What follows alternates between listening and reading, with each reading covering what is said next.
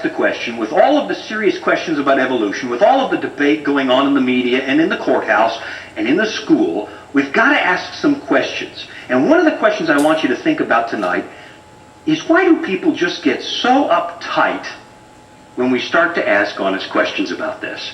Why do people get their back up about it? You know, not only do they get their back up about it, but sometimes they get a little bit on the nasty side about it.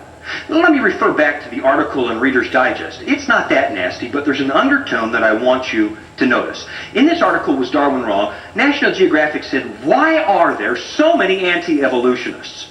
And then they start looking for reasons. They have noticed that most people do not buy that life comes into being by itself. As a matter of fact, 87% of the American public refuses to believe it.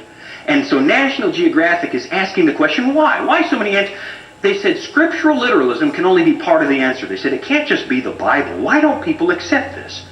Creationist proselytizers and political activists working hard to interfere with the teaching of evolutionary biology in public schools are another part. They said, okay, some people believe the Bible. Some people are busy messing around in the educational system, but that still doesn't explain it all. Why don't people buy this idea that we just came into being by accident? Now listen carefully.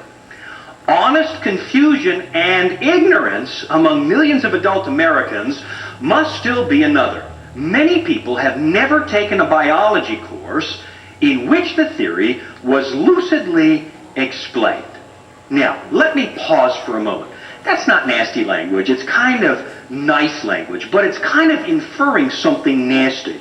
It's saying, if I don't believe this theory, the only explanation could possibly be that I am an uneducated simpleton who just doesn't get it. Are you following me? That's what I read everywhere. National Geographic is nice about it, but I have read a dozen books in the last few months that weren't nice about it at all and just said you're a simpleton and an idiot if you don't get this. Here's my question about that. They've had 150 years to help me understand. They've been working on this theory for 150 years, and 87% of the public still doesn't buy it. If 87% of the public doesn't buy it, and they've been working on it for 150 years, and it still just doesn't resonate with us, where's the problem? Could it be that they just still haven't come up with a good reason to believe it? I don't believe 87% of the public is that stupid. If it hasn't been lucidly explained, then somebody better come up with a better explanation. Does that make sense to you? All right. People say, hey.